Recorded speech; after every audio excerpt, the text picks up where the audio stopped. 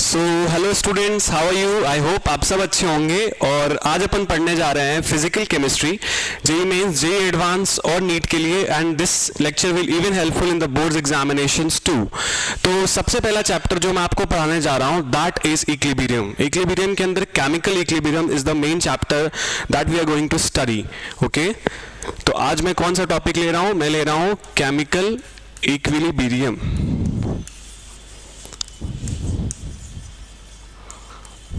Right.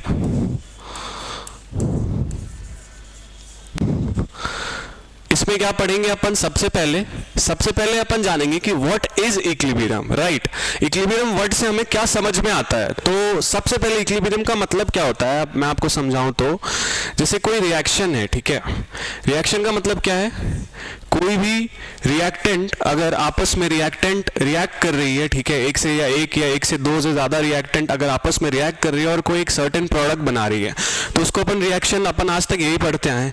लेकिन होता क्या है कि यही रिएक्टेंट जो है ये एज अ प्रोडक्ट भी काम करती है, राइट, और एज अ रिएक्टेंट भी काम करती है।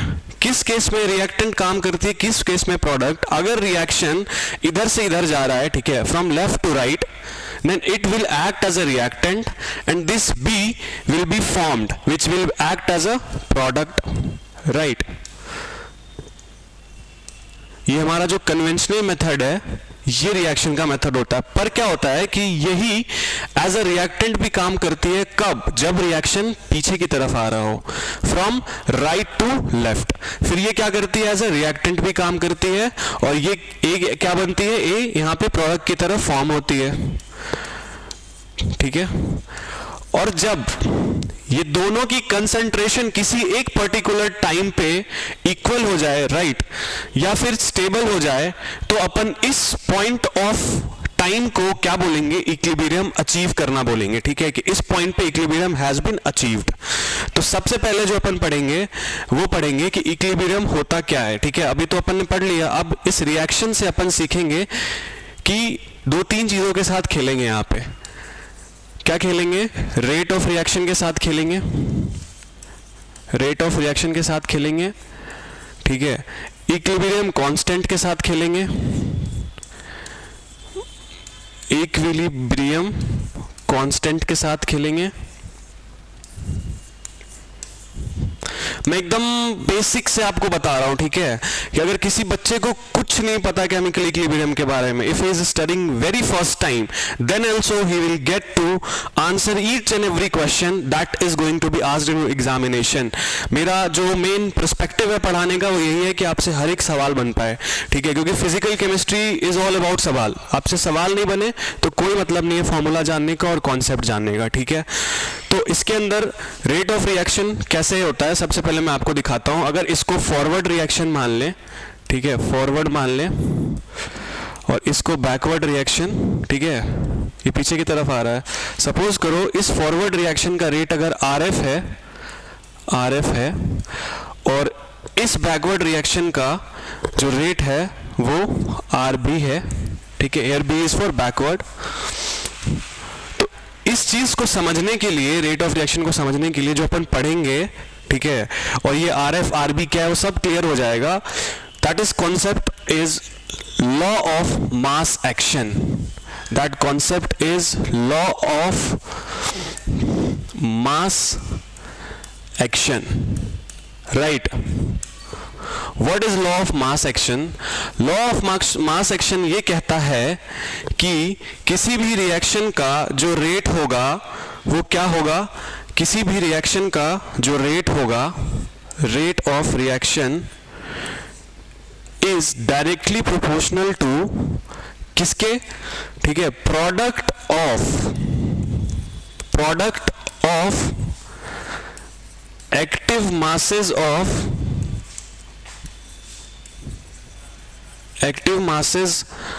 of reactant to the power of their stoichiometric coefficient, to the power of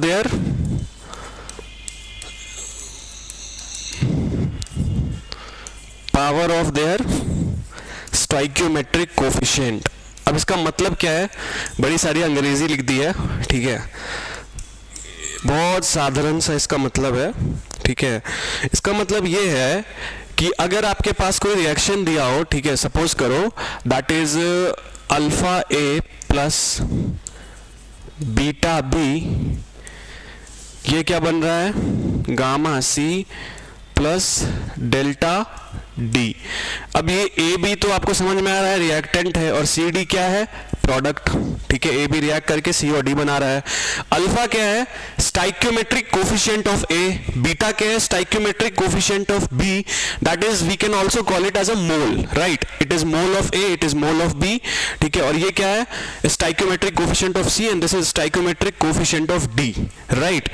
सो अगर इस डेफिनेशन को अपन समझे, ठीक है, जो मैंने आपको ये बताया है लॉ ऑफ मास एक्शन के बारे में, राइट, इसका मतलब ये हुआ कि जो रेट होगी, ठीक है, रिएक्शन के लिए, जैसे सपोज करो मैंने आपको, अब ये बैकवर्ड भी तो जाएगी, है ना, तो अगर मान लो मैंने R F is the rate of forward, R B is the rate of backward, तो अगर किसी एक के लिए अगर हमें ये लिखना हो इस फॉर्मूला से, इस कॉन्सेप्ट से, तो क्या लिखेंगे, रेट क्या होगा, rate of forward will be directly proportional to product of active masses of the reactant। इस रिएक्शन के लिए, फॉरवर्ड रिएक्शन के लिए रिएक्टेंट क्या है, ये है ना, ए और बी है, तो इसका product to the power of their stoichiometric coefficient, A के बगल में जो इसका ये अल्फा लिखा है, स्टाइक्योमेट्रिक कोफिशिएंट है, वो ए के पावर में आ जाएगी, और बी के पावर में क्या, बीटा आ जाएगी। यही इन दोनों के स्टाइक्योमेट्रिक कोफिशिएंट है रिस्पेक्टिवली, यहां लिख लो रिस्पेक्टिवली, मतलब जिसके पावर में जो होगी, जिसके आगे जो लिखी होगी वो उसके पावर में आ जाएगी। ये किसके लिए हो गया, ये फॉरवर्ड रिएक्शन के लिए रेट हो गया। अब अगर बैकवर्ड के लिए लिखना हो तो बैकवर्ड के लिए क्या लिखेंगे, बैकवर्ड किसके प्रोपोर्शनल होगी, बैकवर्ड के लिए इधर के तरफ रिएक्टेंट क्या होगी, सी और डी, और प्रोडक्ट क्या होगी, ए और बी, राइट। तो what will be the reactant, अपन यहां पे सिर्फ रिएक्टेंट से मतलब है, active masses of the reactant, तो active masses of the reactant means C into D raised to the power there is stoichiometric coefficient that is gamma and that is delta। C की power में क्या है, gamma, और D की power में क्या है, डेल्टा, राइट। तो यहां से बैकवर्ड रिएक्शन का भी हमें रेट पता लग गया। अब जब प्रोपोर्शनलिटी हटाते हैं किसी भी फॉर्मूला से तो क्या आता है, एक कांस्टेंट आता है, और वही कांस्टेंट क्या होगा, वही कांस्टेंट होगा रिएक्शन कांस्टेंट या फिर equilibrium constant, that is none other than KF for the forward and KB for the backward. मतलब अगर इसको हटाए और इक्वल टू का साइन लगाए तो क्या आ जाएगा यहाँ पे, KF, ठीक है, that is rate constant for the forward reaction, और बाकी rest of the will be same, this is RF, right. बाकी का ये पोर्शन एज इट इज आ जाएगा, ये प्रोपोर्शनलिटी हटाया तो ये कांस्टेंट लग गया, ठीक है। ये फॉर्मूला होता है, बेसिक फॉर्मूला होता है। यहां से भी हटाएंगे तो क्या होगा, KB, और ये KB क्या है, बैकवर्ड रिएक्शन का इक्विलिब्रियम कांस्टेंट, यहां पे क्या है, KB है, राइट। तो this was the concept for rate of reaction for the backward and rate of the reaction for the forward reaction, ठीक है। Now will study what is KC। अब अगर अपने को पूछे कि पूरे रिएक्शन का, जो हमने अभी रिएक्शन पढ़ा था, ठीक है, we have just studied this reaction, जो ये रिएक्शन था alpha A plus beta B, ठीक है, वो gamma C plus delta D, फिर यही बैकवर्ड भी आ रहा है, फॉरवर्ड भी जा रहा है, राइट। तो अगर अपन इसको पढ़े KC, तो KC कैसे निकालते हैं, KC निकालने के लिए कुछ नहीं करना है अपने को। अब अपने को पता है कि रेट ऑफ फॉरवर्ड रिएक्शन हमने पढ़ा था, जो हमने अभी लिखा था, यहाँ पे क्या लिखा था, A B, this is alpha, this is beta, what is backward, for the backward reaction the rate will be C D, this is gamma and this is delta। अब इक्विलिब्रियम पॉइंट पे क्या होगा, सॉरी यहाँ पे KF आ जाएगा और यहाँ पे KB आ जाएगा। इक्विलिब्रियम पॉइंट पे क्या होगा, इक्विलिब्रियम का मतलब ही होता है जब रेट ऑफ फॉरवर्ड क्या हो जाए, बैकवर्ड के बराबर हो जाए, आपको पहले बताया था। तो क्या हो जाएगा, rate of forward rate of backward के बराबर कर देंगे। अब इन दोनों को इक्वेट कर देंगे आपस में, दिस इज नथिंग, एक छोटा सा मैथमेटिकल इक्वेशन होगा, तो इसकी वैल्यू को इक्वेट कर देंगे। तो यहां से ठीक है, मैं डायरेक्टली तो छोड़ो, मैं आपको अभी बेसिक बता रहा हूँ, तो मैं आपको करके दिखा देता हूँ. मतलब आई think this is the easiest way that anyone could teach you the chemical equilibrium, right. तो अपनी बड़ाई नहीं कर रहा, बस आपको बता रहा हूं कि मैं जिस आसानी से मैं आपको ये चैप्टर पढ़ाऊंगा ना, आपको कोई नहीं पढ़ा सकता, राइट. ये हमें एक्सप्रेशन मिला. अब यहां से KB को यहां ले जाओ और इसको यहां शिफ्ट कर दो, ठीक है. तो यहां से क्या आ जाएगा, KF upon KB will be equals to C raised to the power delta D raised to the power gamma, right, and A raised to the power alpha and B raised to the power beta. And what is this? This is nothing but Kc, right. पूरे reaction का जो पहले reaction पढ़ा था पीछे, उसका क्या होगा, ये रेट कांस्टेंट या इक्विलिब्रियम कांस्टेंट. तो यहां से Kc का फॉर्मूला निकल गया. Kc की वैल्यू क्या होगी, जो प्रोडक्ट था फॉरवर्ड रिएक्शन का. रिएक्शन क्या है, मैं एक बार ऊपर से लिख ही देता हूं. रिएक्शन क्या था, बीटा बी, और ये क्या था, gamma C plus delta D, यही था ना, ठीक है. तो इसके लिए Kc क्या हो जाएगी, ये हो जाएगी, ठीक है. तो इसको याद कर लें, स्क्रीनशॉट ले लें, अपने नोट्स में मेंशन कर लें, ठीक है. अब पढ़ेंगे अपन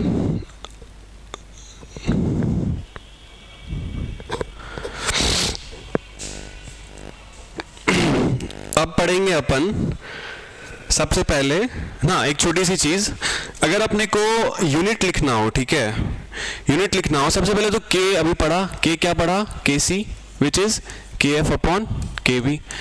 अब क्या है कि ये जो KF अपॉन KB है, Kc जो है, ये सिर्फ जो को मैं अच्छे से समझाता हूं आपको. जो ये K है, इसको अगर कंसंट्रेशन के टर्म्स में लिखना हो तो Kc लिखते हैं, और अगर प्रेशर के टर्म्स में, क्वेश्चन के ऊपर डिपेंड करता है, आपको क्वेश्चन में समझ में आ जाएगा कि क्वेश्चन के टर्म्स में आपको दे रखा होगा कि पार्शियल प्रेशर है, ये प्रेशर है, वो प्रेशर है, तो अपन Kp के फॉर्म में लिखते हैं, ठीक है. और अगर कंसंट्रेशन के फॉर्म में अगर मोल्स वगैरह दे रखे हो तो क्या होगा, Kc के फॉर्म में लिखेंगे. मतलब दोनों का वही है, दोनों के दोनों क्या है, इक्विलिब्रियम कांस्टेंट है, पर Kc और Kp के फॉर्म में लिखते हैं, ठीक है. तो अगर अपने को सीधा Kc के फॉर्म में लिखना हो, जो पहले अपने रिएक्शन पढ़ा था उसका, तो Kc यहाँ पे क्या लिखेंगे, वही जो अभी आपको पढ़ाया मैंने, CD, इसकी पावर क्या थी, गामा, इसकी पावर क्या थी, डेल्टा, और A की पावर क्या थी, अल्फा, और B की पावर क्या थी, बीटा, राइट. तो ये चीज थी, मैं इसको, हाँ, तो ये थी Kc. अब अगर अपने को, ये तो मैंने अभी पढ़ रखा था, अगर अपने को Kp के टर्म्स में Kp लिखने को बोल दे तो कैसे लिखेंगे, ऐसे लिखेंगे कि जो रिएक्शन थी, मुझे इस बार एक बार और रिएक्शन लिखनी पड़ेगी, कोई दिक्कत नहीं है, ठीक है. May be this video will be longer, but ऐसा नहीं है कि कोई चीज़ अगर आपको आती हो, ठीक है, और वो अगर आपको मुझे पता है काफ़ी सारे बच्चों को पहले से सब चीज़ें आती हैं, पर मैं थोड़ा सा टाइम लेकर के अच्छे से समझा रहा हूँ, ताकि जब एक बार आप इस चीज़ को समझो ना, तो आपके दिमाग में नहीं ऐसे घूमता रहे आपको कुछ भी सोचने की जरूरत ना पड़े नोट्स देखने की एग्जाम से पहले, ये सब चीज़ें आपको रट जाए कि ये सारी चीज़ें हैं, ठीक है. तो this was the reaction. Kc के टर्म्स में तो ऐसे लिखा, अगर Kp के टर्म्स में लिखना हो तो क्या करते हैं, पार्शियल प्रेशर के टर्म्स में लिखते हैं. देखिए, अगर इसका वो क्वेश्चन में दिया होगा, partial pressure of A, suppose इसका पार्शियल प्रेशर B है, इसका partial pressure is C and इसका पार्शियल प्रेशर इज D, तो पार्शियल प्रेशर के टर्म्स में Kp लिखेंगे, और वो क्या लिखेंगे, वो लिखेंगे अपन Pc, सब चीज़ें सेम होंगी, Pc, और इसका पावर में जो भी आएगा gamma, PD raise to the power delta, और Pa partial pressure of A raised to the power, there is stoichiometric coefficient, that is alpha, and this is Pb raised to the power beta, right. तो ये KP होगा और ये केसी होगा।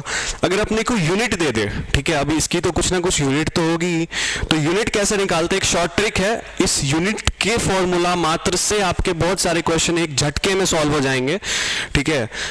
Unit हमेशा याद रखे, ठीक है, इसको स्टार मार्क करके रख ले। अगर केसी की बात करें तो केसी के टर्म्स में होती है मोल पर लीटर, ठीक है, raise to the power delta N G, ठीक है। तो ये जो डेल्टा एनजी का खेल होगा ना, इससे आप बहुत सारे क्वेश्चन कर ले जाएंगे, ट्रस्ट मी। और केपी क्या हो जाएगी, एटीएम की power delta N G, right. Pressure है तो एटीएम के टर्म्स में, और कंसंट्रेशन है तो मोल पर लीटर के टर्म्स में, ठीक है। और डेल्टा एनजी क्या है वो अभी यहां पे मैं समझाता हूं। Delta n g is the stoichiometric coefficient का सम, किसका, प्रोडक्ट का, sum of stoichiometric coefficient of product minus sum of stoichiometric coefficient of reactant. It means अगर हमें डेल्टा एनजी लिखना हो तो क्या लिखेंगे, delta n g would be sum of stoichiometric coefficient of product that is gamma and that is delta. तो gamma plus delta minus क्या हो जाएगा, alpha plus beta, alpha plus beta. ये क्या होगी, ये होगी डेल्टा एन जी।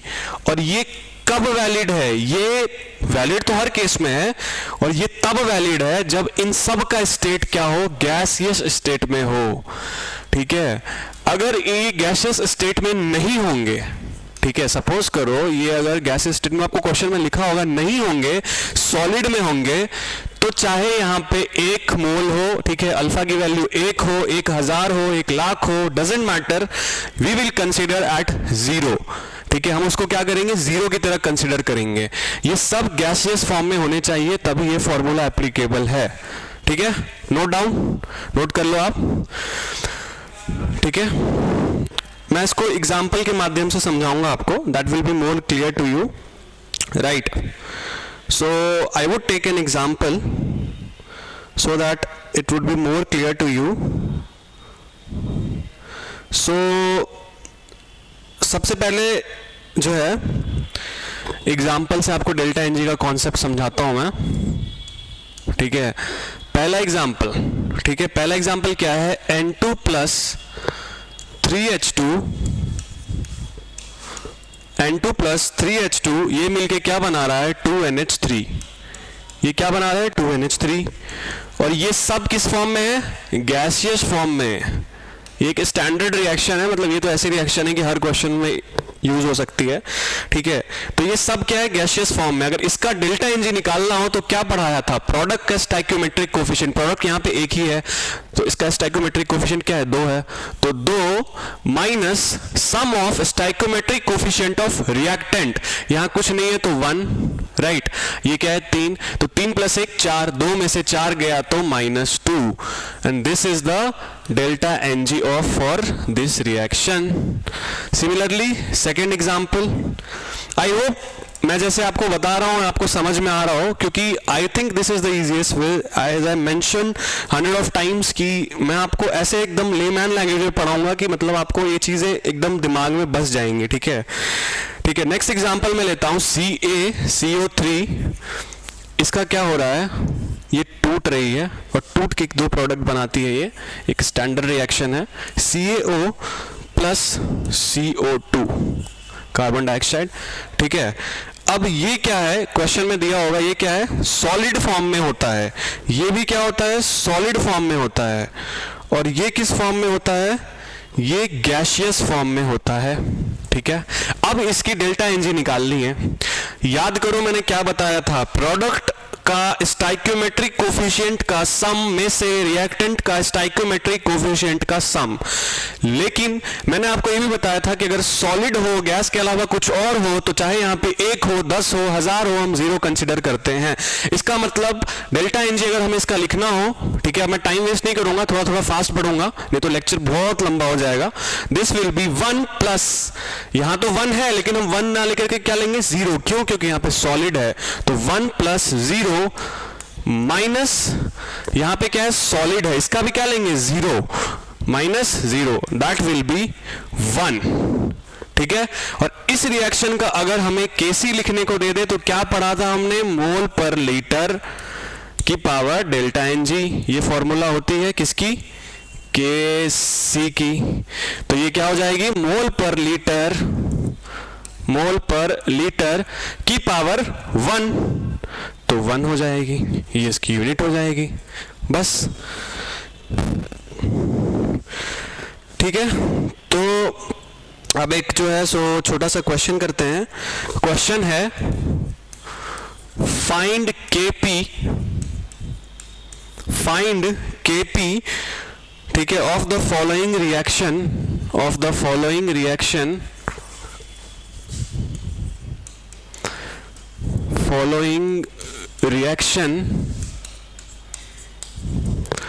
ठीक है। इस क्वेश्चन के माध्यम से ही हम एक फॉर्मूला और एक कॉन्सेप्ट सीखेंगे, ठीक है। मैं आपको क्वेश्चन के माध्यम से सिखाने का ज्यादा प्रयास करूंगा। I will try to make you clear from the medium of the questions, right. तो the question is find Kp of the following reaction if Kc is given as 10m, और रिएक्शन क्या है, A ये किस में है, solid में, ठीक है, और B ये किस में है, सॉलिड में, प्लस C ये किस में है, गैस में, ठीक है। तो इसका हमें क्या निकालना है, Kp निकालना है, ठीक है, और Kc दिया हुआ है, ठीक है। तो इस क्वेश्चन को सॉल्व करने के लिए एक कॉन्सेप्ट सीखेंगे, और उस कॉन्सेप्ट का नाम है relation between Kp and Kc। Kp क्या था, पार्शियल प्रेशर के टर्म्स में इक्विलिब्रियम कांस्टेंट, Kc क्या था, कंसंट्रेशन के टर्म्स में इक्विलिब्रियम कांस्टेंट। तो Kp Kc का रिएक्शन होता है Kp equal to Kc RT की power delta Ng। Delta Ng is very important, this is the concept जो कि हम यहां पे यूज करेंगे, ठीक है। और यहां पे हमें Kc दिया हुआ है, RT तो कांस्टेंट है, हम लोग समझ में आ ही रहा है, ठीक है। क्वेश्चन में T temperature, oh I have missed it, temperature भी दिया हुआ है क्वेश्चन में, टेम्परेचर है एट 480 केल्विन, राइट, 480 केल्विन। तो इट्स वेरी सिंपल, ठीक है। R क्या है, कांस्टेंट है, R की वैल्यू क्या होती है 0.0821 या फिर 1/12, दोनों में से कोई भी वैल्यू ले लेते हैं, ठीक है, स्लैश लगा दिया, दोनों में से कोई भी वैल्यू ले लेते हैं, ठीक है। तो यहां से अब डेल्टा Ng निकालना है, बस वैल्यू पुट करना है, बस Kc पता है, R कांस्टेंट होता है, T दिया हुआ है क्वेश्चन में, और डेल्टा Ng निकालना है तो Kp आ जाएगा। तो डेल्टा Ng यहाँ पे क्या होगा, ये सॉलिड है, ये गैस है, ये भी सॉलिड है, तो इसका क्या है यहाँ पे 1, इसका भी 1 है, इसका भी 1 है, बट डेल्टा Ng निकालेंगे तो क्या होगा, delta Ng will be 1 minus this is 0, right, Y 0, because this is in solid, 0, ठीक है, 1 प्लस 0, सॉरी, हाँ, प्रोडक्ट का सम है ना, तो यहाँ पे क्या होगा 1, ये भी 1 है, ये भी 1 है, पर इसका 0 लेंगे क्योंकि सॉलिड है, 1 प्लस 0 माइनस रिएक्टेंट का stoichiometric coefficient that is 1, but it will be considered as 0 because it is in the solid state, so it is as 0। तो डेल्टा Ng ओवरऑल क्या हो जाएगी, 1 हो जाएगी। तो यहाँ से Kc की वैल्यू, Kp की वैल्यू क्या हो जाएगी, 10 गुणे 1/12 गुणे 480 की पावर 1, ठीक है, ये क्या हो जाएगी, Kp की वैल्यू हो जाएगी, Kp की वैल्यू यहां से कैलकुलेट करेंगे तो 400 ATM हमारा आंसर हो जाएगा, ठीक है। बढ़ते हैं अगले टॉपिक की तरफ, ठीक है, जो कि हमारा फैक्टर्स अफेक्टिंग इक्विलिब्रियम कांस्टेंट।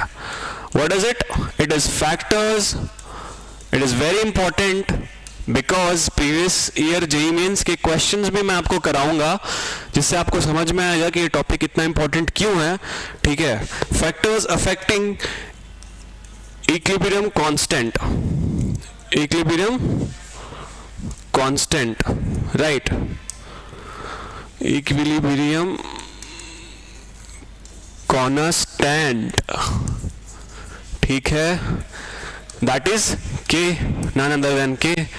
तो K को कौन कौन से फैक्टर इफेक्ट करते हैं, सबसे पहला फैक्टर जो है वो टेम्परेचर, टेम्परेचर से K हमारा इफेक्ट होता है। कैसे इफेक्ट होता है ये समझेंगे अपन वैंट ऑफ इक्वेशन के माध्यम से। किस इक्वेशन के माध्यम से, वैंट ऑफ इक्वेशन, ठीक है। टेम्परेचर का इफेक्ट इक्विलिब्रियम कांस्टेंट पे क्या होता है ये समझेंगे अपन वेंट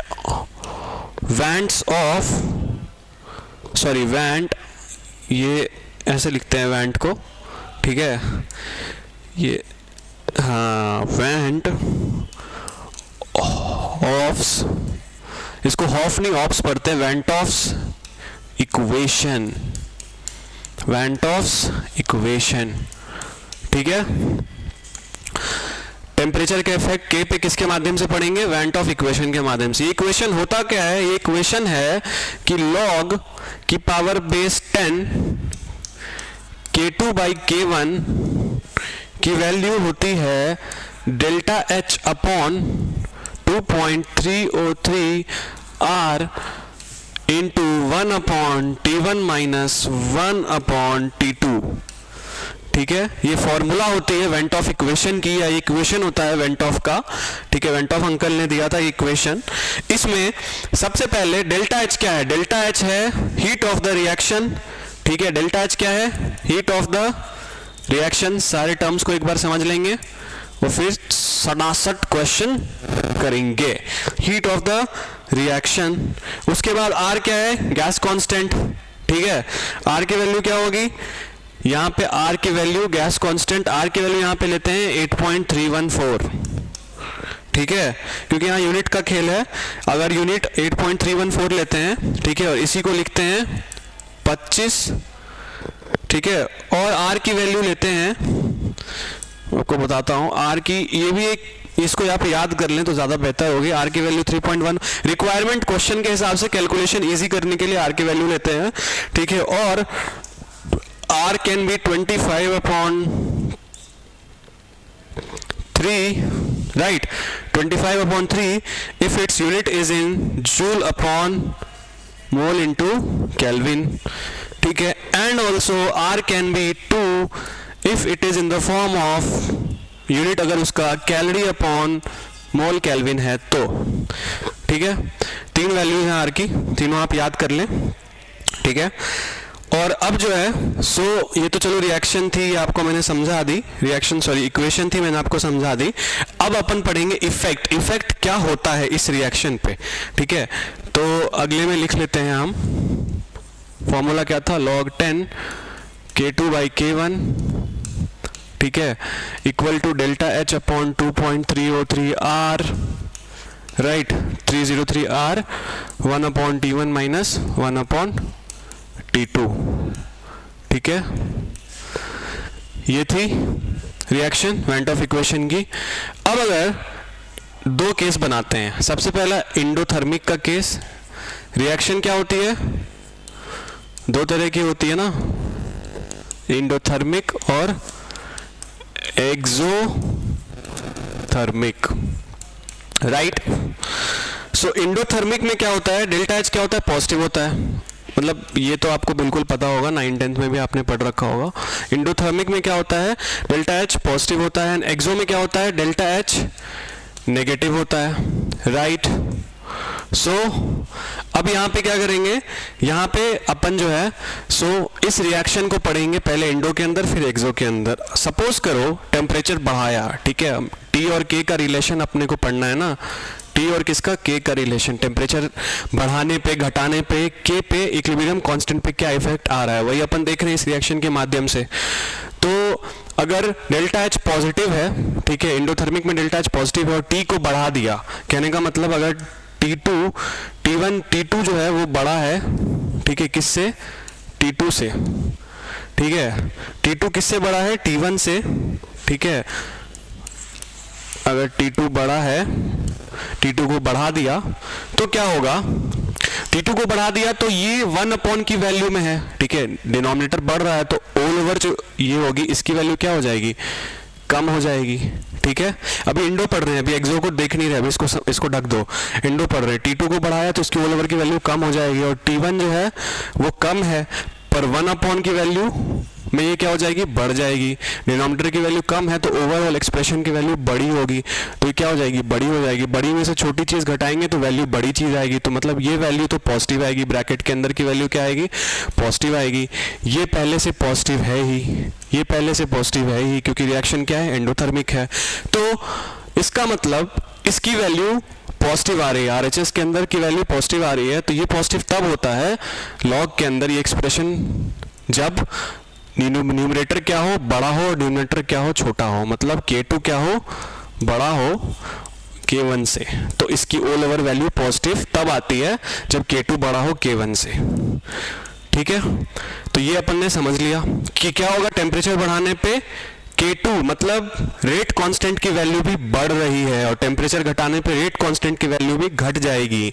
ये किस में होगा, एंडो में। सिमिलरली लॉजिक लगाएंगे इसमें, अगर टेम्परेचर बढ़ा दिया तो वही इसकी वैल्यू तो पॉजिटिव ही रही, ठीक है, ई ब्रैकेट की वैल्यू, इस ब्रैकेट की वैल्यू तो पॉजिटिव ही रही इसमें भी, पर डेल्टा एच क्या होती है, निगेटिव होती है, निगेटिव होती है। तो ऑल ओवर वैल्यू आरएचएस में क्या हो जाएगी, नेगेटिव हो जाएगी। Positive into negative is negative, और ये नेगेटिव तब होती है जब न्यूमरेटर छोटा हो, इस मतलब K2 जो है वो छोटा हो K1 से। ये हो गया इसका केस, ठीक है। तो दिस वाज फॉर टुडे, ठीक है। अब नेक्स्ट टॉपिक जो है अपन पढ़ेंगे डिग्री ऑफ डिसोसिएशन, फिर Le Chatelier's principle, and there are so many other topics that we are going to see. और उसके अलावा अपन क्वेश्चंस भी करेंगे, ठीक है, ज़्यादा से ज़्यादा क्वेश्चंस करेंगे, प्रैक्टिस करेंगे ताकि आपको और अच्छे से कॉन्सेप्ट क्लियर हो। तो अगला आप जो है अपन नेक्स्ट लेक्चर में पढ़ेंगे। तब तक के लिए इसको नोट करिए, और क्वेश्चंस जो हैं वो आप थोड़े बहुत प्रैक्टिस कर सकते हैं, राइट।